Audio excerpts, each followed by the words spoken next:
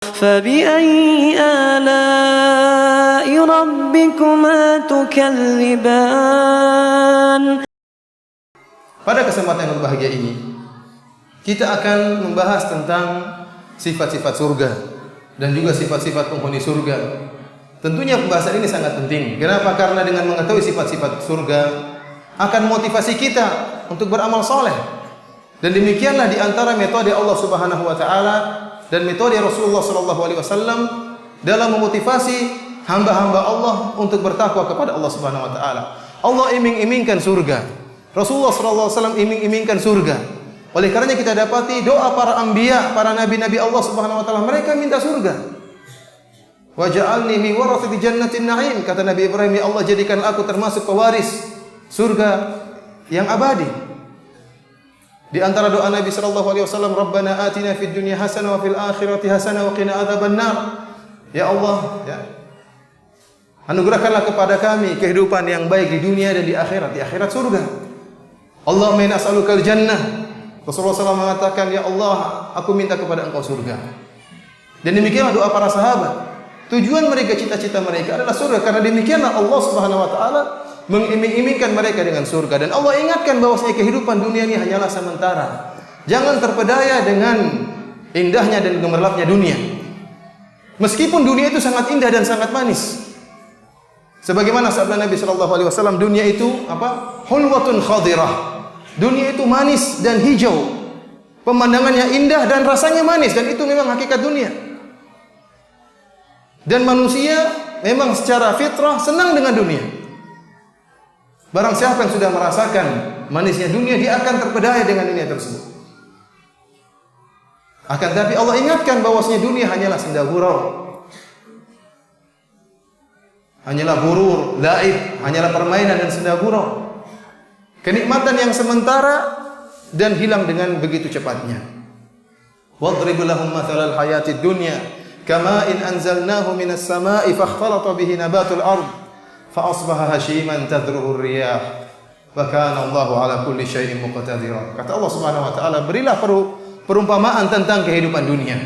Seperti air yang Allah turunkan dari langit, kemudian dengan air tersebut tumbuhlah pohon-pohon yang subur. Kemudian tidak lama berikutnya menjadi pohon yang kering, daun-daun yang kering yang ditiup oleh angin pergi. Itulah hakikat dunia. Memang indah, memang hijau, memang manis, tetapi ya tidak abadi. Oleh karenanya kalau kita perhatikan antara kenikmatan dunia dengan kenikmatan akhirat, maka tentunya tidak bisa dibandingkan, terlalu jauh antara kenikmatan dunia dengan kenikmatan akhirat. Di antaranya bahwasanya kenikmatan dunia sedikit, sebagaimana firman Allah Subhanahu wa taala, "Kul mata'ud dunya qalil wal akhiratu khairul liman ittaqa." Katakanlah bahwasanya perhiasan dunia sedikit, kata Allah Subhanahu wa taala, sedikit. Qalil, sedikit. Adapun akhirat khairun liman ittaqa, lebih baik bagi orang-orang yang bertakwa kepada Allah Subhanahu wa taala. Dalam satu hadis Rasulullah sallallahu alaihi wasallam bersabda, "Wallahi mad dunya fil akhirah illa mithlu ma yaj'al ahadukum usbu'ahu hadhihi wa asyara bis sababah fil yammi falyanzur bima tarji'."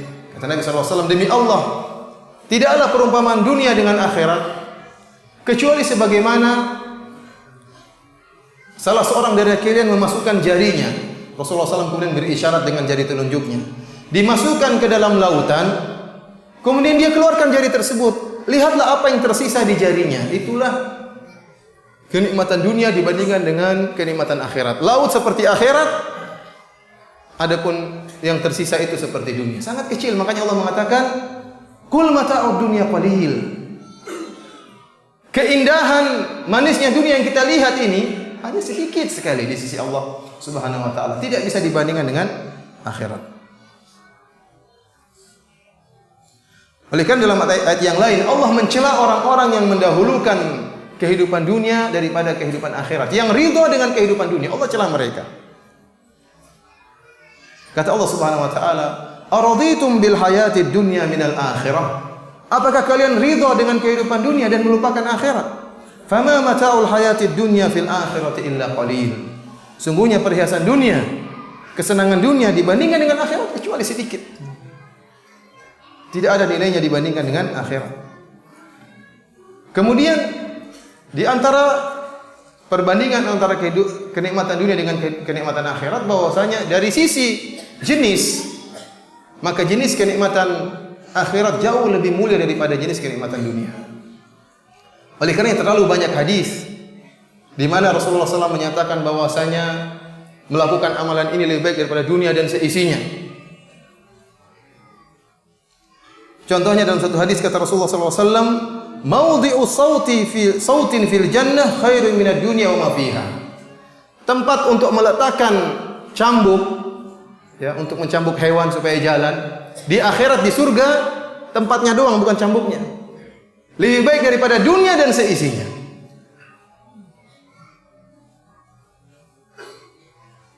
Dalam hadis yang lain kata Nabi sallallahu alaihi wasallam, "Laqabu qausi ahadikum minal jannah khairun mimma tala'at alaihi syams." Sungguhnya busur panah yang ada di surga lebih baik daripada tempat di mana matahari terbit, artinya lebih baik daripada dunia dan seisinya. Kita bayangkan sabda Nabi sallallahu alaihi wasallam, "Raka'atul fajri khairun minad dunya wa ma fiha." 2 rakaat yang dikerjakan sebelum sholat subuh lebih baik daripada dunia dan seisinya. Cuma dikerjakan 5 menit. Artinya apa? Pahala dari 2 rakaat ini lebih baik daripada dunia dan seisinya. Kenapa? Karena memang kenikmatan dunia tidak bisa dibandingkan dengan kenikmatan akhirat. Oleh karenanya Al-Imam Ibnu Qayyim rahimahullah memberi perumpamaan antara kenikmatan dunia dengan kenikmatan akhirat. Yang kalau kita katakan ada seorang disuruh milih antara secangkir susu dengan sebongkah emas. Secangkir susu ini bisa dia nikmati setiap saat, kapan saja dia inginkan akan datang secangkir susu tersebut. Meskipun sedikit tapi abadi, kapan saja diinginkan akan hadir. Adapun dia memiliki sebongkah emas, akan tapi hanya dia bisa manfaatkan dalam waktu misalnya 1 jam. Maka mana yang dia pilih? Tentunya orang yang berakal memilih secangkir susu tersebut, meskipun sedikit tapi abadi. Bagaimana jika sebaliknya? Artinya apa? Sebongkah emas tapi abadi dibandingkan dengan secangkir susu yang hanya bisa dirasakan cuma sekejap. Bagaimana dengan akhirat, dengan dunia? Kenapa kita milih kenikmatan dunia yang sedikit dan hanya sekejap, kemudian kita meninggalkan kenikmatan akhirat yang begitu banyak dan abadi? Hanya orang bodoh saja yang memilih yang sedikit dan sekejap. Ikhwani fillah azanillahu wa iyyakum, di antara keunggulan kenikmatan akhirat dibandingkan kenikmatan dunia, bahwasanya kenikmatan akhirat khaliyatun min syawaibid dunya, kosong dari perkara-perkara yang merusak kenikmatan tersebut. Kenikmatan di akhirat sempurna, adapun kenikmatan di dunia tidak sempurna. Orang yang menikmati kehidupan dunia, kesenangan dunia, pasti ada kekurangannya. Seorang yang kaya bagaimanapun, dia pasti merasakan sedih, dia pasti merasakan ketakutan. Tidak ada orang kaya yang tidak pernah sedih, enggak ada di atas muka bumi. Tidak ada orang kaya yang tidak pernah takut, tidak ada orang kaya yang tidak pernah sakit. Pasti sakit juga, pasti pernah sedih juga, pasti pernah khawatir juga, pasti pernah takut juga. Kenikmatan yang mereka rasakan, berbagai macam kenikmatan tersebut tidak sempurna mereka rasakan. Berbeda dengan penduduk surga. La khaufun alaihim wa lahum yahzanun. Mereka sama sekali tidak pernah sedih dan tidak pernah khawatir apalagi takut, tidak ada. Benar-benar sempurna dalam merasakan kenikmatan tersebut. Kenikmatan di dunia pun yang kita rasakan, ya, kita makan apa mungkin misalnya durian lah paling enak kita makan. Toh nanti juga tidak bisa banyak-banyak. Baru sedikit kemudian sudah mungkin bosan, kemudian mual, kemudian buang air, ya. Tidak ada yang sempurna. Yang sempurna hanyalah di akhirat. Ikhwani fillah azanillahu wa iyyakum. Dan yang terakhir bahwasanya kehidupan dunia zail. Bagaimanapun seorang mengiming-imingkan kehidupan dunia, taulah bahwasanya kehidupan dunia itu sementara dan tidak kekal. Seluruh yang ada di muka bumi ini faniyah, fana. Adapun surga, kenikmatan surga akan kekal. Kata Allah Subhanahu wa taala, "Ma indakum yanfadu wa ma indallahi baq." apa yang kalian miliki ya, akan hilang, akan habis. Adapun apa yang ada di sisi Allah Subhanahu wa taala akan kekal abadi.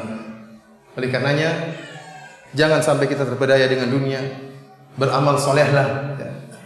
Jadikanlah dunia ini sebagai sarana untuk mencapai akhirat.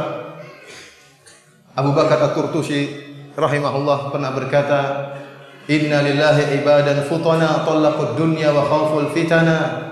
Sungguhnya di antara hamba-hamba Allah ada hamba-hamba Allah yang cerdas, yang cerdik, yang pandai. Talaqud dunya wa khawful fitana. Mereka menceraikan dunia dan mereka takut dengan fitnah-fitnah yang ada di dunia. Fitnah yang begitu banyak. Nadharu fiha falamma alimu annaha laysat lihayyin watana. Mereka mengamati tentang dunia. Setelah mereka mengamati, mereka sadar bahwasanya dunia itu bukanlah tempat peristirahatan yang terakhir, bukan. Ja'aluha lujjatan wattakhadhu salihal a'mali fiha sufuna. Maka mereka menjadikan dunia itu seperti ombak dan mereka menjadikan amalan saleh sebagai perahu yang akan menyelamatkan mereka sampai tujuan. Mereka harus melewati lautan tersebut. Kita semua harus melewati dunia. Akan tapi dunia itu berisi dengan fitnah. Kita jadikan sarana dan kita jadikan amalan soleh sebagai benteng kita untuk bisa menyelamatkan kita ke negeri akhirat.